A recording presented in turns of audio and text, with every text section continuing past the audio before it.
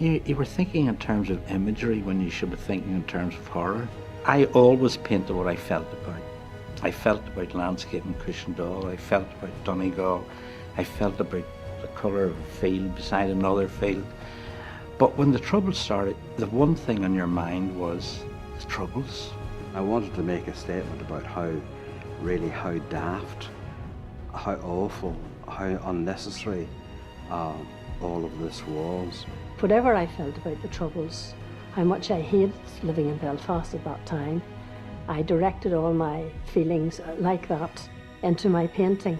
It was often about confronting aspects of myself, my family, community, and culture that actually I didn't really want to confront. So I think looking back on it, and I say this with humility, that I think it was quite courageous what I was doing. You know, I was young. I mean, I was like 18, 19 doing this stuff, and I just thought I could do it. I thought, if I'm going to survive and not be a victim, I have to put myself out there. I am not going to hide. I can remember Dermot Seymour once saying in Dublin, you know, I think he was coming into an exhibition in Dublin, and he overheard somebody saying, "Oh, here comes the war babies." And it's that sort of a feeling that you're one of that generation that was in the middle of the conflict. And it did affect you because you did see things. I saw several things that were dreadful. I think we all are war artists of some sort. In order to live here every day and to go to school or to go to college or to go to work, you did just deal with it.